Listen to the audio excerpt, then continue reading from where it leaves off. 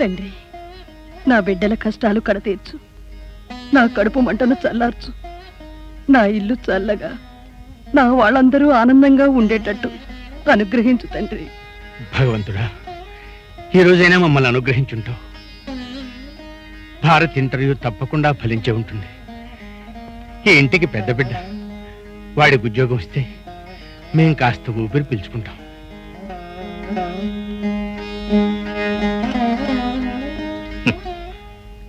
అమ్మా, నేను కళ్ళు తెరిచినప్పటి నుంచి చూస్తూనే ఉన్నాను. ప్రతిరోజు నువ్వు వెళ్ళి ఆ దేవుడి ముందు కూర్చోవటం, హారతి కర్పూరాలు వెలిగించటం, నీ కొడుకుల కోసం ప్రార్థించడం చేస్తూనే ఉన్నావు. అయినా నీ కొడుకుల కష్టాలు తీరలేదు, నీ కడుపు మంట చల్లారలేదు. సుభద్ర, అబ్బాయి ఇంకా రాలేదా? నాన్నగారు పిలుస్తున్నారు బాబు. ఆయన పిలుపుకు నా దగ్గర సమాధానం లేదమ్మా. నాన్న, భారత్ వచ్చావా? ఏమైందన్న? ఇంటర్వ్యూ ఏమైందిరా? ఉద్యోగం వచ్చిందా? రాలేదు నాన్న. రాలేదా? ఈరోజు రాలేదా? ఎందుకని రాలేదురా? అసలు ఇంటర్వ్యూలో వాళ్ళు అడిగిన ప్రశ్నలన్నిటికీ నువ్వు సరిగ్గా సమాధానం చెప్పావా? చెప్పలేకపోయాను నాన్న. నాకు తెలుసురా. చెప్పు, నువ్వు చెప్పవు. ప్రశ్నలకు సమాధానాలు తెలిసినా చెప్పవు. చెబితే ఎక్కడ ఉద్యోగం వస్తుందో, ఎక్కడ కష్టపడిపోవలసి వస్తుందో, ఎక్కడ ఇంటి భారం అంతా నెత్తిన వేసుకుని మేయవలసి వస్తుందోనని జీవితంలో ఎదురయ్యే ప్రతి ప్రశ్నని, ప్రతి సమస్యని తల వంచుకుని తప్పించుకోవడానికి ప్రయత్నం చేస్తారో నువ్వు. మీరు నన్ను సరిగ్గా అర్థం చేసుకోలేకపోతున్నాను నాన్నగారు. వాళ్ళు అడిగిన ప్రశ్నలకు సమాధానం చెప్పాల్సింది నేను కాదు, మీరు. ఉద్యోగం రావాలంటే 10,000 రూపాయలన్నా వాళ్ళకి ప్రైవేట్గా ఇవ్వాలట. మీరు ఇవ్వగలరా?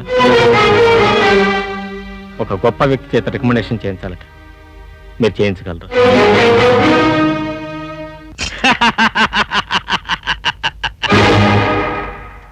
ఈ దేశ స్వాతంత్ర్యం కోసం నాన్న తన జీవితాన్నంతా ఖర్చు పెట్టుకున్నాడే కానీ కన్న బిడ్డల కోసం ఒక్క పైసా జమ చేయలేదు. బ్రతకలేక బడిపంతులై మనందరి బ్రతుకుల్ని ఒక దారికి తీసుకురావడానికి ప్రతిరోజు జీవం లేని ఈ భగవంతుడి దగ్గర రికమెండేషన్ అడుగుతున్నా నోరు లేని ఈ మనిషికి ఏ పెద్ద మనిషి రికమెండేషన్ చేస్తాడన్నయ్య? వదిలేయ్, బాధ్యత లేకుండా మాట్లాడు. మిమ్మల్ని కనీ పెంచిన తండ్రులు మా జీవితాలనే ఖర్చు చేసి స్వాతంత్రాన్ని సంపాదిస్తే ఆ స్వాతంత్రాన్ని నీలాంటి సుపుత్రులు చించుకుని పంచుకోవడానికి ప్రయత్నం చేస్తున్నారా?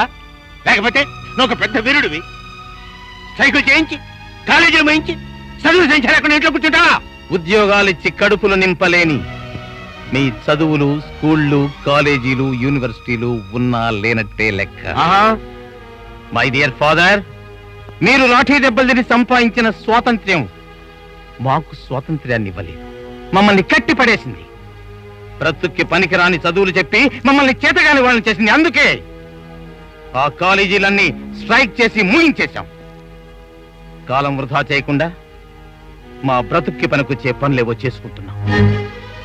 ఏమిటా నువ్వు చేస్తున్న పని?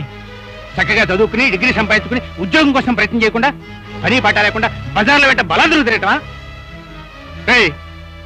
ఒళ్ళు తెలియని ఉద్రేకంలో నువ్వేదైనా పొరపాటు చేస్తే అనుభవించేది ఒక్కడే కాదురా, నీ తర్వాత పుట్టారే వాళ్ళు కూడా నీ దారిలోనే నడవలసి వస్తుంది.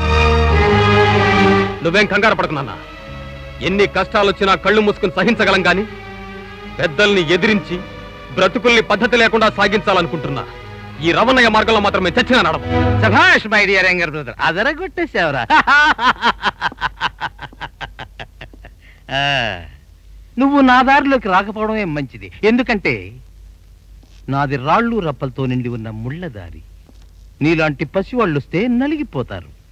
నువ్వు మంచి బాలుడివై నాన్నగారు సంపాదించిన స్వాతంత్రాన్ని తృప్తిగా అనుభవించి చక్కగా చదివి ఒక మంచి బడిపంతులుగా నేను మనస్ఫూర్తిగా ఆశీర్వదిస్తున్నాను. హాయ్ భారత్. హలో ఆశ. ఏం తండ్రి మొహం అంత నీరసంగా ఉంది? ఈసారి కూడా ఇంటర్వ్యూ ఎదురు తిరిగిందా? అవునాశ, మనం ఎదురు తిరగనంత కాలం ఇంటర్వ్యూ మనకు ఎదురు తిరుగుతూనే ఉంటుంది. భారత్, పరిస్థితులు చూస్తుంటే నాకు చాలా భయంగా ఉంది. అసలు మనకు మంచి రోజులు ఎప్పుడొస్తాయి? ఉద్యోగం వచ్చినప్పుడు. ఉద్యోగం ఎప్పుడొస్తుంది? మంచి రోజులు వచ్చినప్పుడు. భారత్, బాగుంది నీ జవాబు. నేను ఈ డిగ్రీ మీద ఎన్ని ఆశలు పెట్టుకున్నానో తెలుసా? నీకో పెద్ద ఉద్యోగం వస్తుందని, బస్సులకి అవస్థపోయి కారులో షికార్లు చేయొచ్చని, 7 అంతస్తుల మేడలో ఉండొచ్చని, 7 వారాలు నగలు పెట్టుకోవచ్చని, ప్రతిరోజు ఒక సెలవు రోజులాగా, ప్రతి రాత్రి ఒక మొదటి రాత్రిలాగా, బ్రతుకంతా ఒక మధురమైన కలలాగా.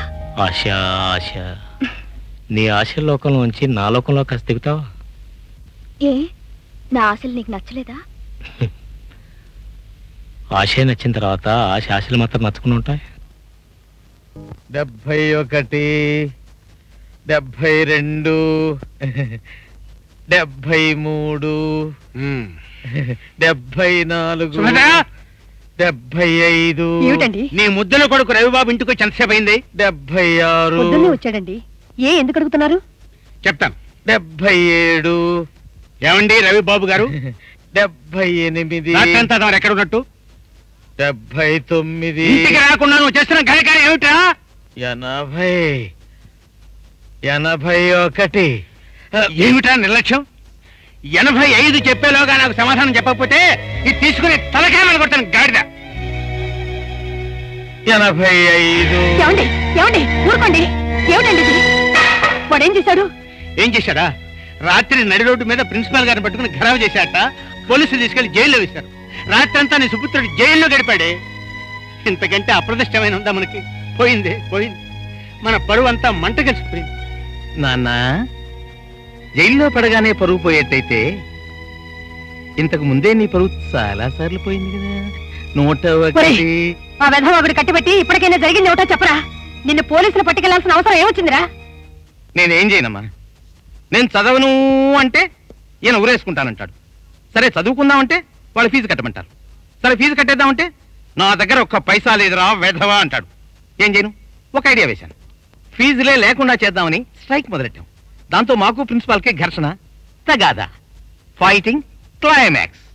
క్లైమాక్స్ ఏమవుతుంది? క్లైమాక్స్ లో ఏమవుతుంది? క్లైమాక్స్ లో ఏమవుతుందండి? పోలీసులు వస్తారు.